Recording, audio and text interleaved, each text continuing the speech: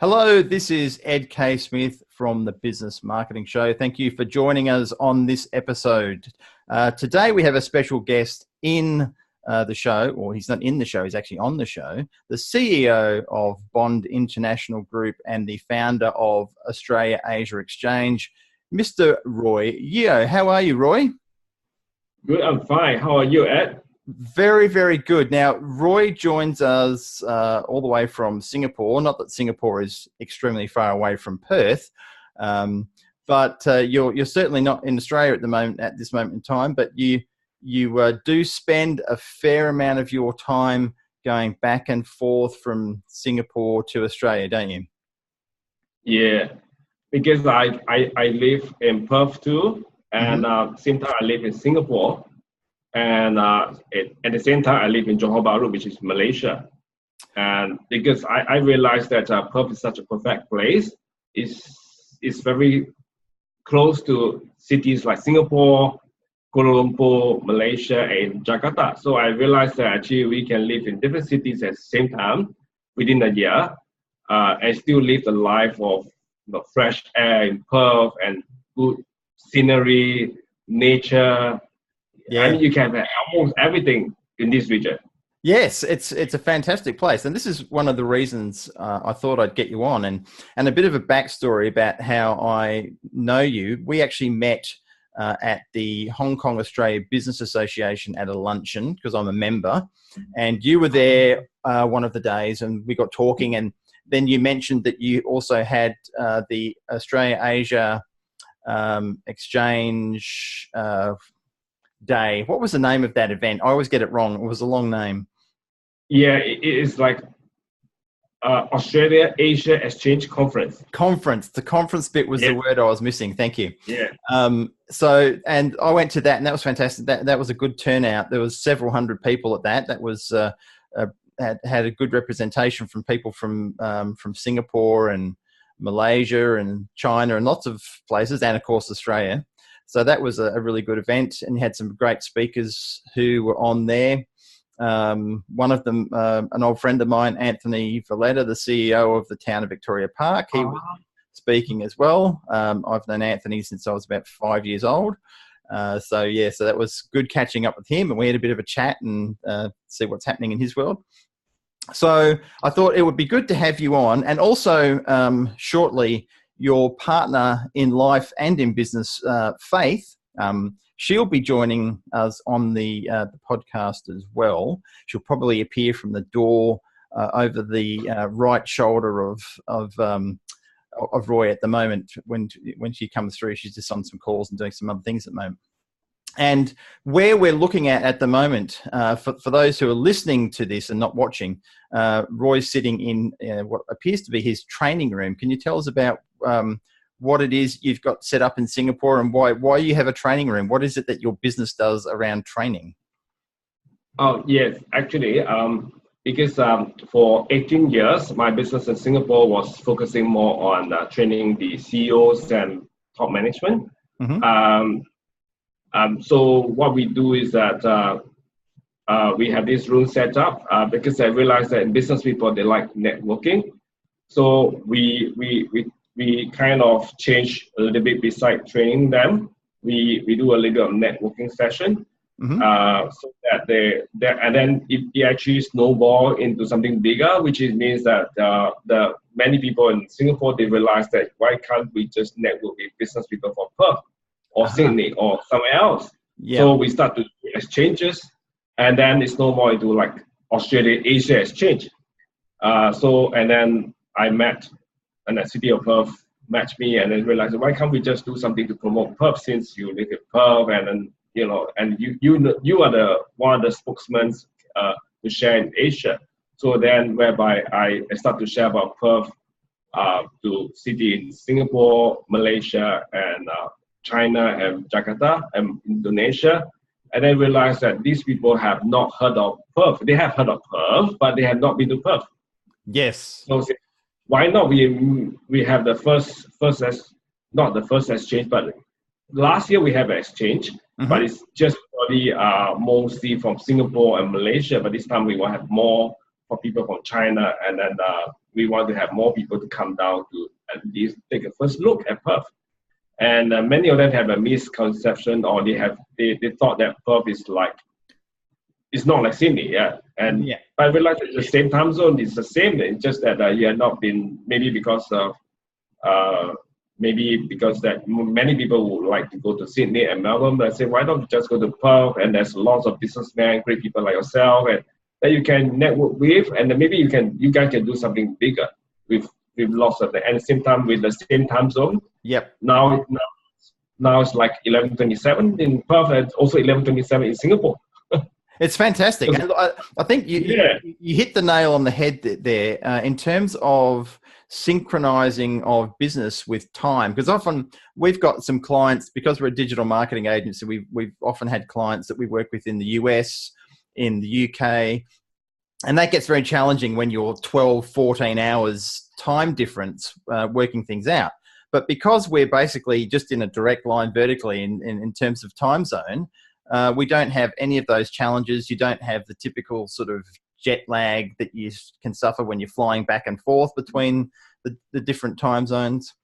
So have you found that a lot of people who have come to Perth from places like Malaysia and Singapore for the first time, they've been quite surprised by what's in Perth? Has it been a completely different place to what they've been anticipating? Yeah, actually, unfortunately, many people who actually go to Perth for the first time. They are like we call it tourists. They are not guided. They have not met people like yourself who share with them the real life of Perth. So in the city of Perth, many locals. Many locals, they don't live in the city of Perth. Of course, there are people who live in the city, but they live in the suburb. Yes, they are alive in the suburb. But so at night, it's a little bit quiet. So many people from Asia, they thought that this is it. But it's not it. In the daytime, you can go to Perth cities, go to the parks, but at night, there's suburb. People go back to eat in the family. So it's different lives from Asia. So, and they don't, it's like a little bit of like an empty city, which is not. So, but if you have met really locals in Perth, they will have explained all this round and realize that actually this is a great city to do business with, a great city to meet people, to bring people to travel here, to have lunch in the restaurant and still go back to your own country at night. So it's not like a long trip. You can have a short trip, and at the same time you can start doing business. And that's why I realized that these are all the perception which is something maybe because of media or whichever, that they dare not come to Perth, or they feel that not necessarily come to Perth. Yes. Yeah. So this is something that I think that I felt that it's a little bit unjust to the city of Perth. That's why I feel that maybe the fair thing to do is just ask them to come to visit Perth for at least once. So then thankfully you guys and then you guys made us feel so comfortable in Perth, and then they have been spreading all the news into media and talking about Perth, and hopefully that more people will come on board, and then we do this for Perth, which is the fair for this city. Yeah, and look, you're so right there. Perth, if you were not previously informed, when you come to Perth at night, there isn't really a lot of nightlife compared to places like Sydney and Melbourne, where not only is there a lot of business in the CBD, but there's a lot of residential in the cities of Sydney and Melbourne, and not quite so much. There still is in Perth, but it is a much quieter place. And you're right, people come into the city during the day and work, and then they scatter back out to all the different suburbs. And we've quite spread in Perth of where all our suburbs are. So, but yeah, it's a very good point you bring up there.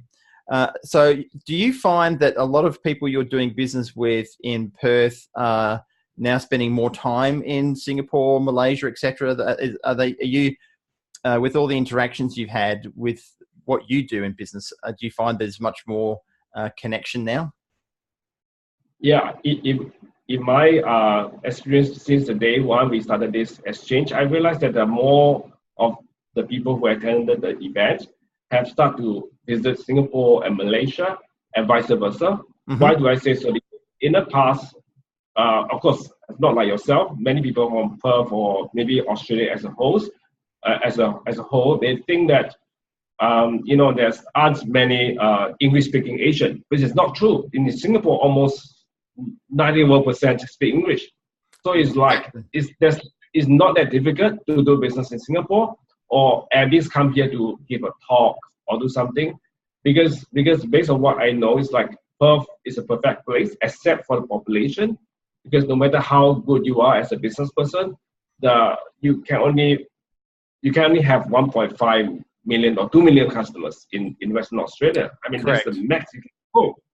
And beyond that, it's not easy. I mean, no matter how good is your products or your services or your technology, it's not easy.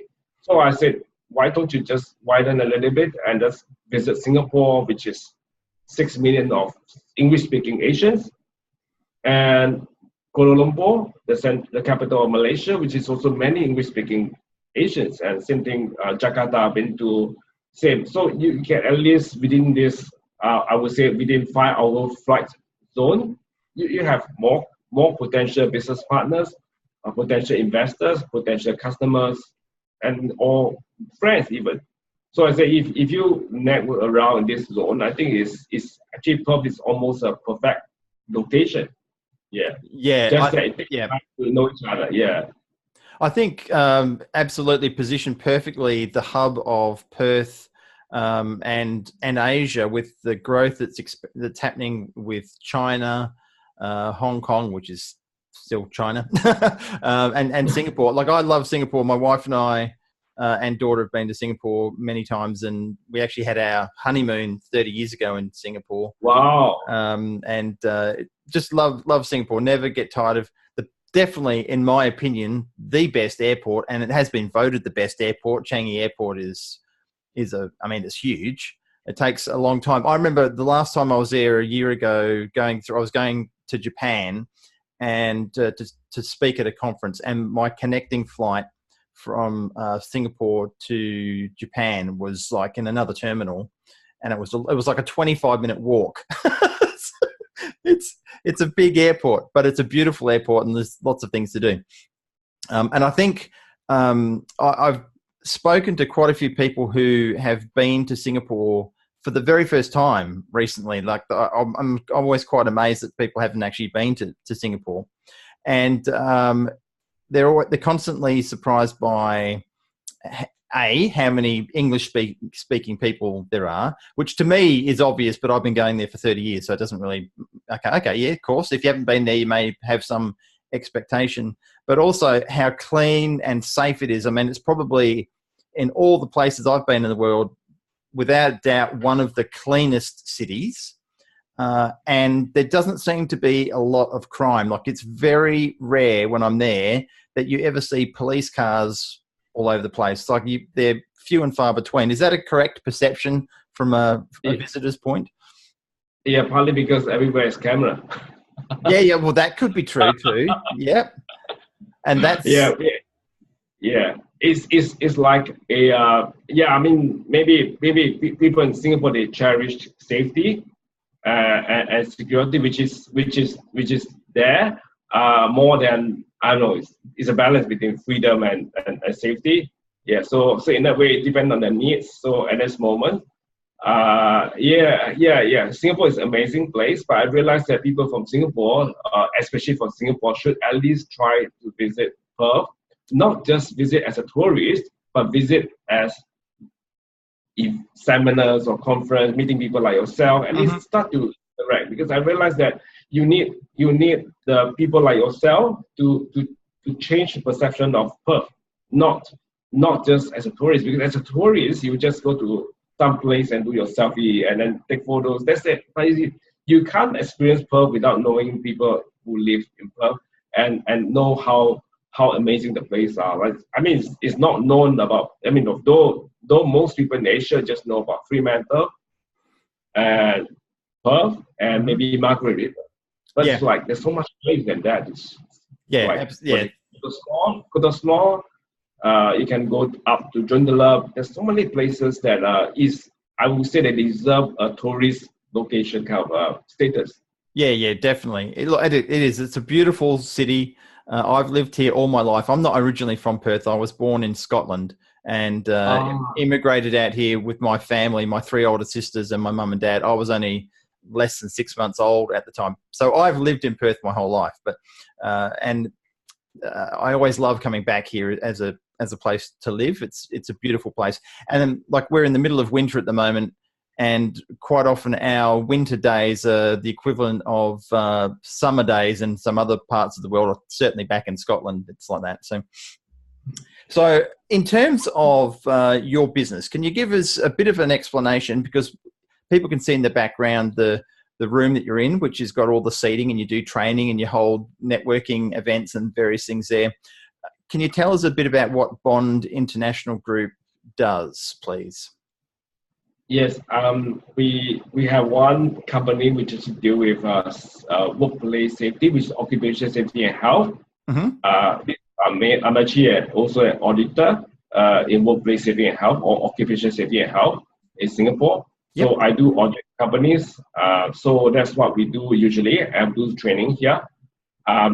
On the other side, we actually have a event management company. We do events because from knowing all those top management CEOs who attended our training, which is sort of required by certain requirements. If you want to tender for a certain project, the bosses or the CEOs have to attend the events like our company, where we will give them the briefing of what the laws say about in terms of workplace safety health or occupational safety health in each company, what they need to do to comply. So with that, these business people come to us, and then they ask us, beside this briefing, what do we have? Do we have networking? Do we have networking events that I can meet other CEOs? So that's why we actually started in 2004 an event management company where we run events to do networking. So Australia-Asia Exchange, to me, is not a business. It's like a passion. Okay. Because I feel very strongly about that. So I use this event management company as a platform to do it. But eventually, my purpose is to know people like yourself and know people in the event. Though I only have 365 days, but I got to try my best to spend time with each one of them who actually attended the conference, and then realize that to hope to know more about how we can make this world a better place by connecting business people for business people, and try to change the wrong perception of each other, or maybe perception of their cities. I just came back from Jakarta, and I realized Jakarta is such a great place, and the business people are saying that come bring people from Australia, from Singapore, come to Jakarta, and then change the perception of the city. Maybe there's some business you guys can do together. Because Jakarta in Indonesia is, I think, the top 10 in terms of population. Yeah. And there's so much more. Of course, we do have fear of safety in this. As people from Australia, people from Singapore, you have fear of maybe is that safe? A lot of factors to consider. But it's just like Australia. That it's like every suburb is so unique. It's not like you cannot just say that this suburb is like that suburb. Exactly. You know what I mean? You know what I mean? It's like if you talk about big countries, it's different. You don't just say that each suburb is so unique in their characteristics. Absolutely. Yeah. And that's it. There's certain places in Singapore you probably wouldn't go in terms of neighborhoods that are a little bit on the iffy side, dodgy side. Whereas you're right. But the same goes for Perth. There's lots of places, not lots of places, but there are places in Perth where you probably wouldn't want to be walking around by yourself at night. But that's the important thing of having the relationship and building those connections, is that you have someone who can guide you through that. Whereas if you're just turning up as a tourist, as you said before, you have all the misconceptions of what a place is about. So going from Perth to Singapore, there's all sorts of things that you would know to avoid. And it could be anything to do with things that are dangerous down to things that are too expensive, or there's better value here, or there's better value there. Or this is a good place to run a workshop, or you can do training here. So I firmly believe in this day and age of everyone being connected by the internet, the thing that truly connects us is the personal relationships over everything. So if you don't have these networking events and go to these different types of things to meet real humans in the flesh, then Yeah, right. I think you can really take your business connection to the next level. And it's great that we can do these sorts of things on Zoom or whatever platform to record these interviews. It's a step further in connecting. But you and I have met in person a couple of times before we did this, which is why I felt comfortable to ask you to come on the show. Whereas if I hadn't met you, it might have been a bit harder. So I've got a question regarding the types of businesses that you are finding are doing a lot of work, and it could be from businesses that are going from Perth or Australia in general to Singapore, and from Singapore as an example. And I know there's other countries you're dealing with, but as at this point, we'll talk about Singapore. So what types of businesses are you finding are doing a lot of exchanging of work between Perth and Singapore? Yeah, I think that originally, because when we started in Asia, they only know two types. One is like properties, investments, or business that they can buy or whichever. So because it's easiest to just measure in terms of properties. Yeah. So that is a majority, because it's easy to just buy a property when you have visited the city and then realize that you want to invest. So that is one type. The other one I realized that is a little bit of I think it can be improved further is in terms of training, because I realized that there's such many good trainers in Perth or in Australia as a whole, but just that they have not ventured beyond that 25 million Australians. If we had just come out and go to the English-speaking sector of Asia, at least minimum, start with English-speaking, like Hong Kong, Singapore, Kuala Lumpur, and maybe some parts of Jakarta. I realized that they can reach out to many audience that they deserve to have, because there's so many English-speaking Asians around in Asia that you start with something, and they can just purely reach out beyond 25 million Australians. They realize that they can reach out to. So I think it's a matter of the world can be closer, where we start to meet, and then we can actually have more we call it customer space. And same thing for people in Asia. It's like they have been visiting like Korea, or they fly all the way to Europe, which is good as a tourist, but at least they can actually experience the life, and not to migrate, but rather just live here in city of Perth or somewhere in Western Australia, which is close to them. And at the same time, they enjoy the life, because at the end of the day, they have a visa as a tourist visa. In Singapore, they are granted tourist visas for, I think it's they can have 6 years based on the new requirements. 6 years means that they can live in Australia for 3 months, continuous for 3 months maximum. So they can just live like a local and experience lifestyle. So I think there's so much potential for exchanges. And same thing for cost of living in Singapore, whereby a lot of maybe based on what I know, people in Perth, I know they have also misconception. It's very expensive to live in Singapore, which is true in a certain aspect, but it's just the knowledge. If you can find with time, with network, they can find a relatively more value for money kind of place to stay and to venture around without spending the money that they would have spent more in. They would have gotten more of the outcome in Bali. You know what I mean? So, because in Bali, the price is so good, and maybe, but in Jakarta, same. So in that way, if you have more friends or more network, you can actually able to understand which place is good value for money and which place is worth investing. Yeah, fantastic. That's a very good point. So are you finding that people who, say, as an example, come from Perth or anywhere in Australia, as maybe doing training, are they well received by the people of Singapore? If someone comes over to run workshops, is that a fairly in-demand thing? Is it, because often we talk about often if you're doing presenting and training, it's easier to do it in another place rather than your hometown or your home city, because you're not maybe as appreciated as much in the hometown as you would be if you went to Singapore. Do you find that is the case? Yeah, of course, because I mean, it's just like yourself. It's like you definitely want to know someone from Singapore, because you can widen your perspective of life, where you can learn from somewhere from different cities. And it's like for yourself, you may want to learn about Asia, and then you want to know more. It's best to find someone or listen to someone that actually know about Asia. Similarly, for people in Asia, they also will appreciate people from Australia, who came from the different perspective of looking at different angles. And when you share, I think the last event was just a few weeks ago. I invited quite a few of them from Perth to come here to speak. They were very well received because it's very good. Just that, of course, it takes time to customize to the local language or local way of doing things. But it takes time. But we've persistent and then we're willing to adjust. I think it's just a matter of time that you can adjust to the right product or right services you can do it for Asia. Just like if you can survive in Singapore, which is quite easy because of the language and culture, then after a while you can venture in China, you can venture in somewhere other countries.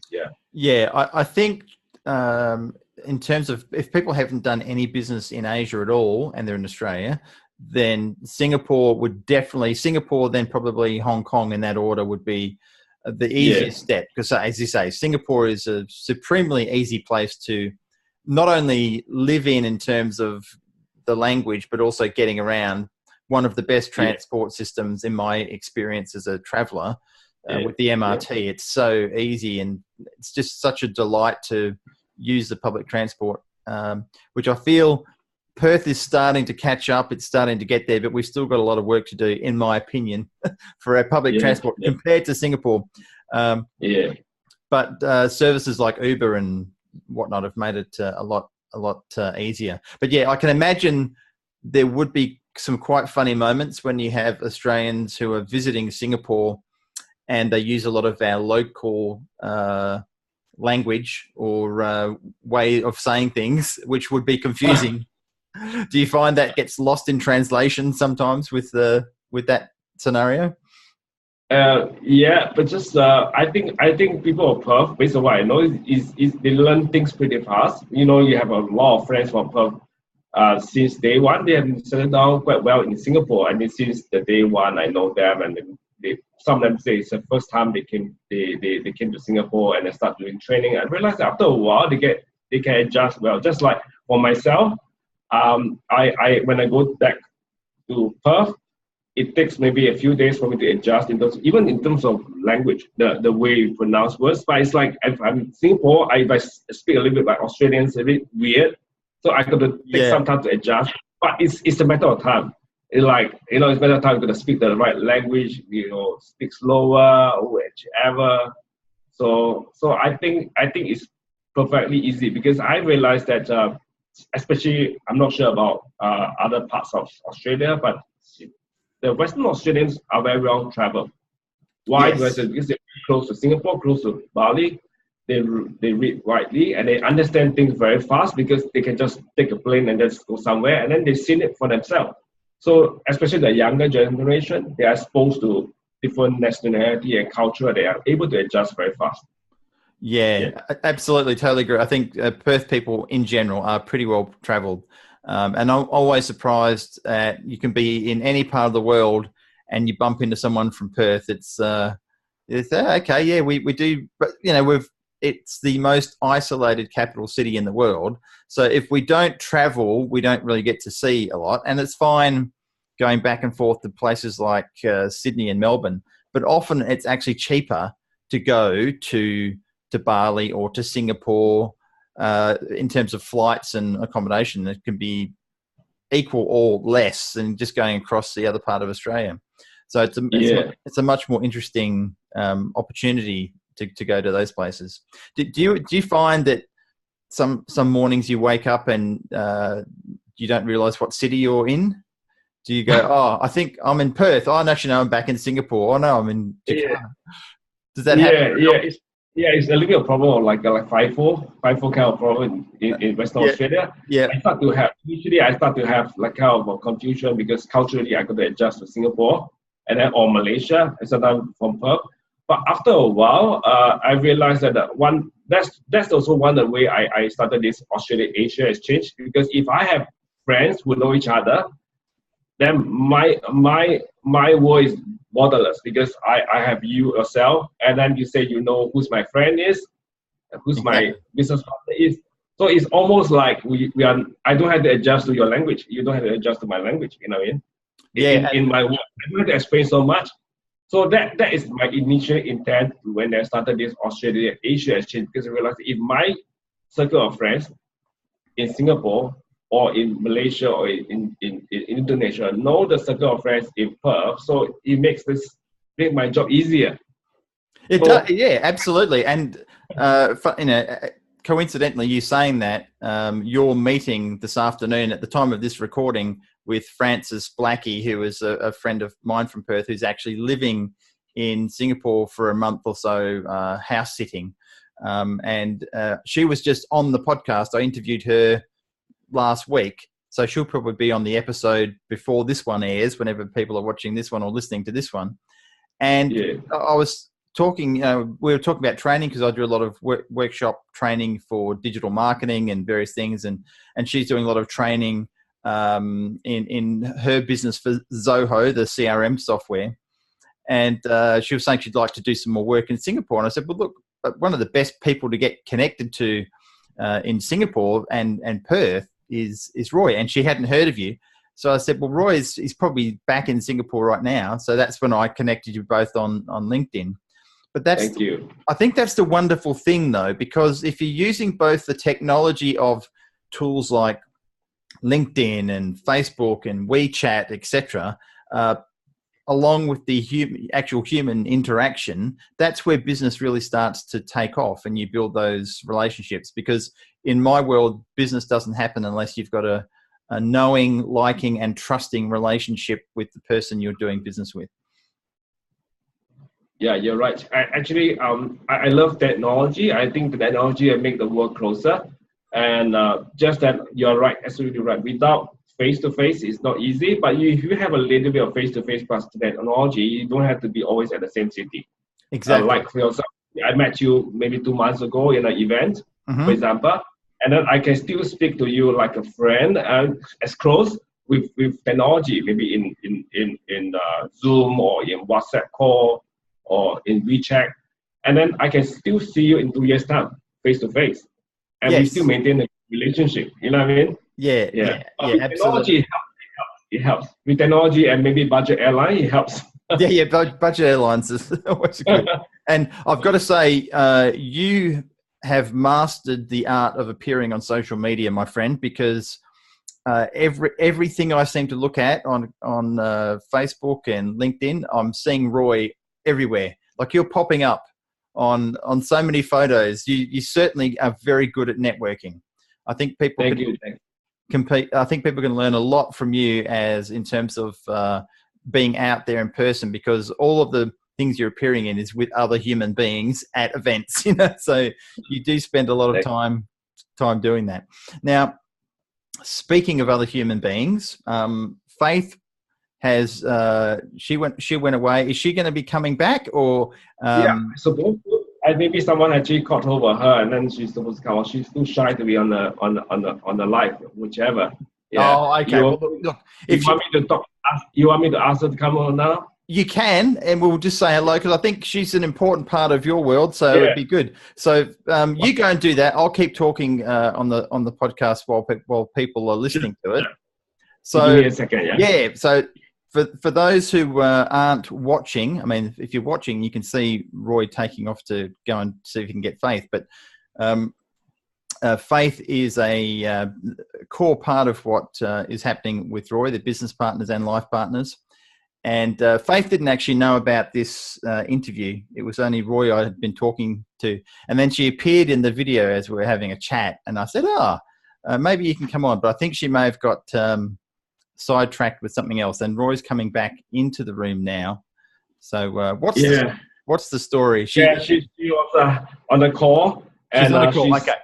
Yeah, so maybe she said maybe next time we can have an arrangement, I guess. Absolutely. I didn't warn her about that. Yeah. No. That's completely fine. She had no warning of this interview happening, so that's all good. So, Roy, we've taken up a lot of your time, so I just wanted to wrap things up and let you get back to what you're doing. What is something, I think, probably the most important thing you think people should keep in mind while they're trying to make connections whether it's from Singapore to Perth or Perth to Singapore or anywhere in Australia. What's an important aspect of making that first contact? Say, for example, someone hasn't met in person like you or I, but they want to reach out. What is it you can advise people as a sort of good way to do that? Yeah, I think it's a little bit of social media is good because you don't have to spend a lot of time, because like people of Perth, I cherish family time for myself. So if you have a good usage of social media with LinkedIn especially, and then with a mix of conference where we can organize or can meet people and plus face-to-face talk, and then I think it's easier to build relationship with people. I think starting with social media is good because, like, for example, if you have seen someone a few times in social media, more or less, not exactly very comfortable, but more or less you feel a little bit, that, oh, I know you, I met you before, I know I've seen you in the social media, you were at that conference. It's easier to start a conversation than just email someone and say, oh, can I meet you? So I think maybe social media does help, though I think that I overly expose myself in social media because I was having a meeting with Faith. I said, why don't we have a social media leave for 2 months? We are about to have 2 months of Are you? Okay. Yeah, it's true. We are about to think of that. Why don't you have a social media leave? Okay, that's interesting. I haven't heard that concept before. People will think you've died or something horrible. Like, what happened to Roy? He's disappeared. Yeah. I was about to think of this idea. Maybe not 1-2 months, maybe like a week or 2 weeks. And I said that maybe we just want to have different types of lifestyle. Or we are thinking of spending life in, we are actually going to Batam next week. Okay. Batam, which is in island in Indonesia. We want to spend life with the locals, the children. There's a children's home. We want to live the life like a little bit totally different from what in the social media. Absolutely, I completely get what you're saying. Yeah, understanding the locals and try to learn their language, and then live in a place that's not really business. So we were thought of that with this social media break of 1 to 2 weeks. Next, so stay tuned. You will not see me maybe. Well, I've made it just in time to get you on the podcast. So thank you very much for actually spending the time to come on. And that sounds like that'll be a good trip, getting back to sort of grassroots of how things are done, and getting maybe away from technology from the sounds of what you'll be doing. You won't have as much happening. Yeah. So it sounds like a good break. So thanks again for coming on the show, Roy. It's been fantastic to have you on, and I think it's important that people expand their horizons of where they're doing business. And if you're in Perth, Singapore is a fantastic place to take that next step, and vice versa. Whoever's listening to this in Singapore, if they ever want to come to Perth and connect with me, excuse me, my details will be connected to this episode. They can reach out and connect with me on LinkedIn or WeChat or email, whatever. I'm open to meeting up with people from Singapore in Perth. If you ever want to have a coffee or lunch or something, I'm completely open to doing that, and pointing out all the good, bad, and the ugly of Perth. There's not really too many bad or uglies, but it's mostly good. I agree. So what is the best way to get in touch with you, Roy? What's your preferred means of contact? Is it through LinkedIn? I think LinkedIn seems to be quite effective. I think LinkedIn is I would say one of the best social media platform that I've seen, but partly because LinkedIn is very direct. Yeah. And then you don't have your personal life in LinkedIn unless you choose to. Usually it's more like if you have a profession and you're talking about social media, you keep talking about what you like. And the good thing about LinkedIn is that it's not banned yet in China.